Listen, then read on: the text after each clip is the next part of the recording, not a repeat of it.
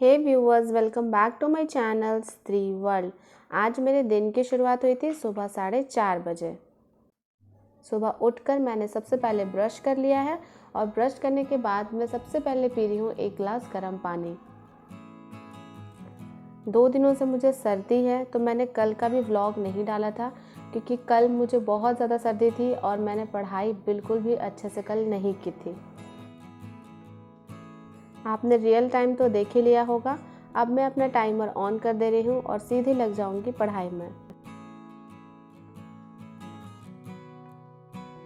आज का मेरा फर्स्ट सब्जेक्ट है करंट अफेयर्स। मैं बहुत दिनों से करंट अफेयर्स नहीं पढ़ रही थी, लेकिन अब केवीएस की वैकेंसी आ गई है तो अब जो है करंट अफेयर्स पढ़ना बहुत ज़्यादा ज़रूरी हो जाता है। ये करंट अफेयर्स मैं कल की लिख रही हूँ, इसलिए जो डेट है वो मैंने 20 दिसंबर का डाला है क्योंकि अभी इतने सुबह कोई भी टीचर करंट अफेयर्स नहीं पढ़ाते हैं और क्योंकि कल मैंने करंट अफेयर्स नहीं लिखा था तो मैं एक दिन पीछे चल रही हूँ।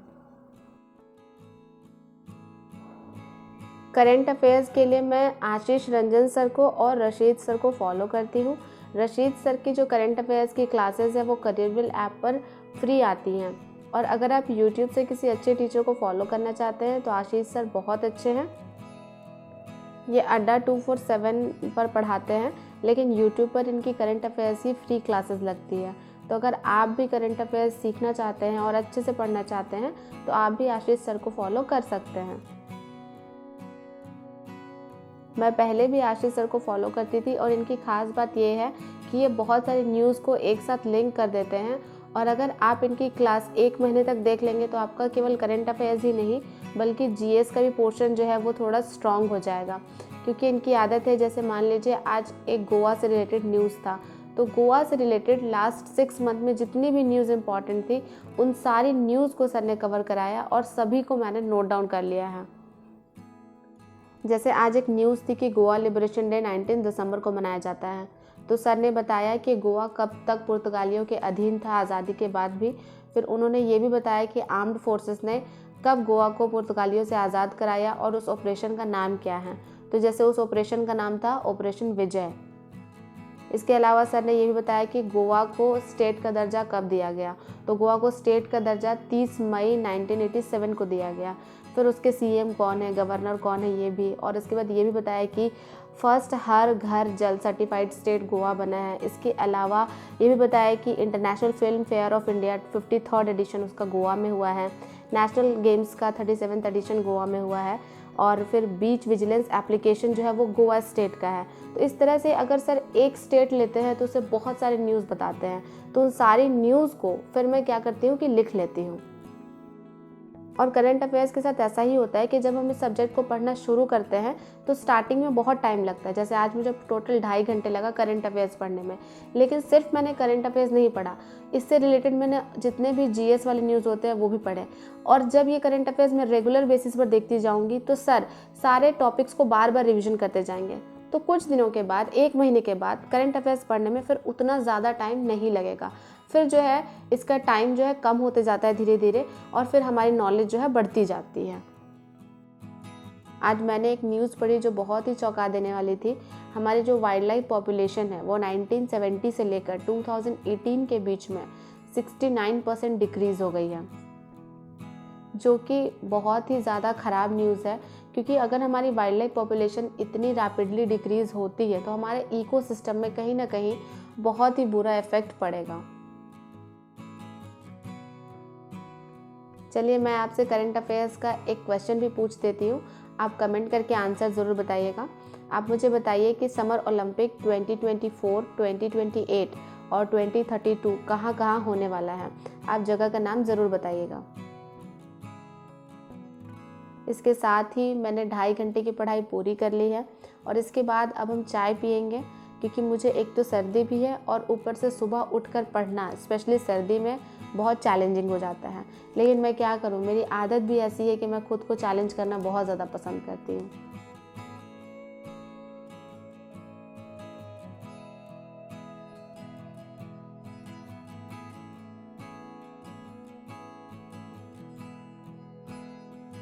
चाय पीने के बाद अब मैं और मेरी बहन हम दोनों जा रहे हैं वॉक पर।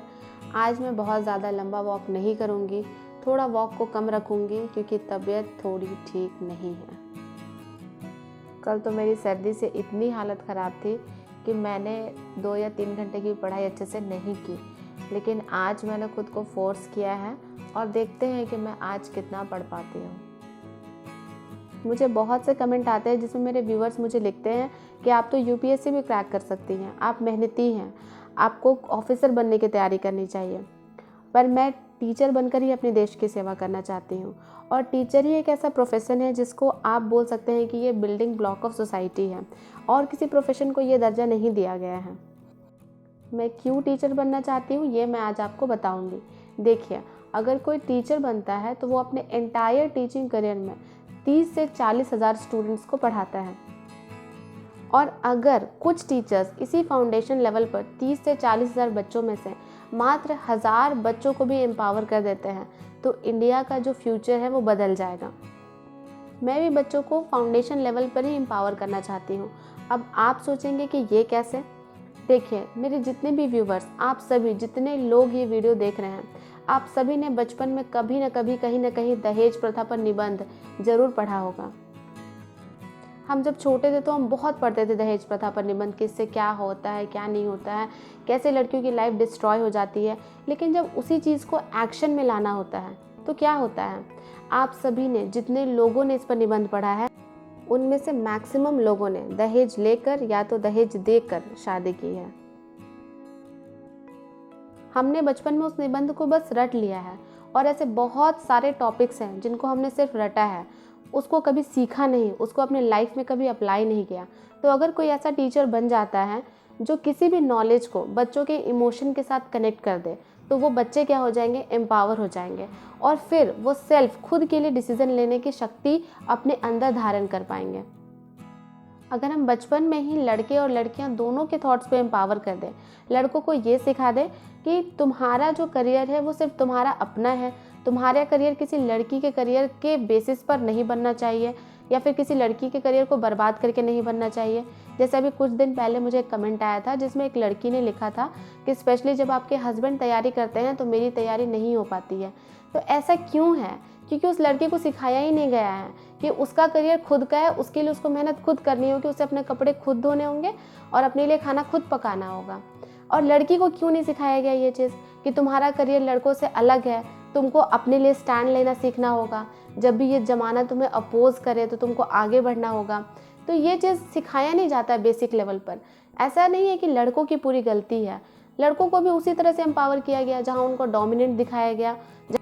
लड़कों को भी यही सिखाया गया कि पूरे घर की जिम्मेदारी तुमको लेनी है, सबका खर्चा तुमको उठाना है।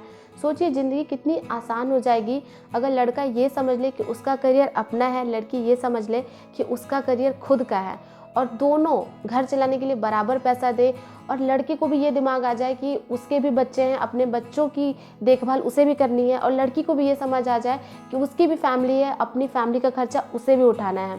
तो ये जो एजुकेशन है ना, इंडिया में सबको नहीं दी जाती और बहुत अच्छे से तो बिल्कुल नहीं दी जाती।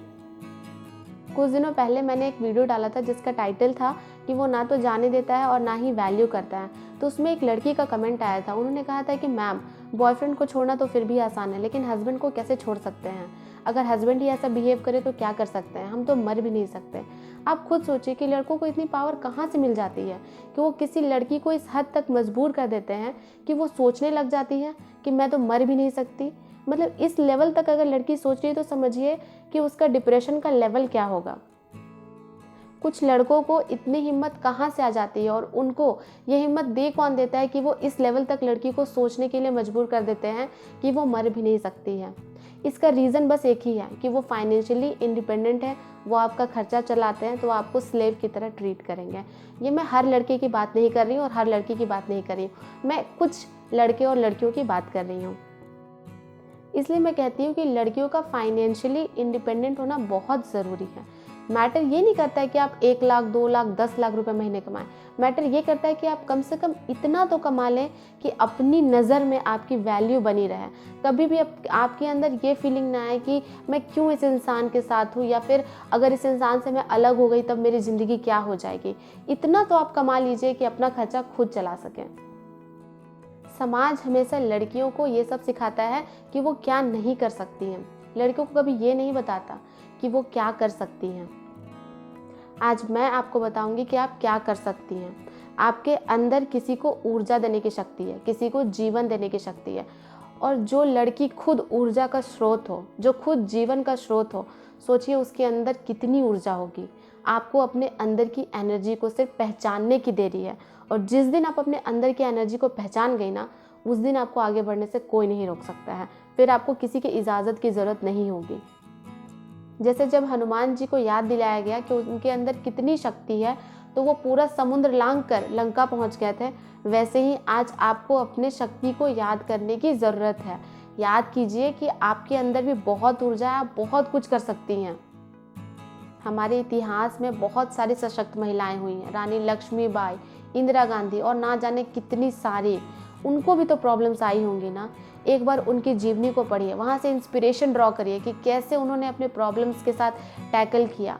रानी लक्ष्मीबाई के अंदर क्या ऐसा था जो वो अकेले चली गई अंग्रेज़ों से युद्ध करने के लिए। तो फिर हम भी तो वही नारी हैं ना। तो हमारे अंदर क्यों ये ऊर्जा नहीं आती है? हम क्यों सबसे डरती हैं कि कोई हमें अलाउ नहीं करेगा तो हम पढ़ाई नहीं कर पाएंगे? मैं हमेशा आपको कहती हूँ कि आपकी ज़िंदगी पहले आपकी है, आपकी एनर्जीज़ पहले आपकी हैं। उसको खुद के लिए पहले यूज़ करिए, उसके बाद किसी के लिए यूज़ करिए। बस मैं इसीलिए टीचर बनना चाहती हूँ कि इंडिया में जितनी सारी लड़कियाँ हैं, स्पेशली जो गवर्नमेंट स्कूल में आती हैं, उनको मैं अच्छे से एम्पावर कर सकूँ ताकि वो भी अपने लक्ष्य को प्राप्त कर सकें। आज के लिए बस इतना ही। अगर आपको इस वीडियो से थोड़ा भी मोटिवेशन मिला हो तो मेरे वीडियो को लाइक और शेयर ज़रूर करिए। अगर आप मेरे चैनल पर नए हैं तो इस चैनल को सब्सक्राइब कर दीजिए। इसी तरह के मोटिवेशन वीडियोस के साथ मैं आपसे मिलती रहूँगी, आपका हौसला बढ़ाती रहूँगी, आपकी लाइफ में पॉजिटिव वैल्यू ऐड करती रहूँगी। इसके साथ ही मैंने 6 घंटे की पढ़ाई पूरी कर ली है। क्योंकि आज मेरी तबीयत उतनी ठीक नहीं है तो मैं देखूँगी शाम में 1 से 1.5 घंटा और पढ़ाई कर लूँगी। मिलते हैं नेक्स्ट वीडियो में।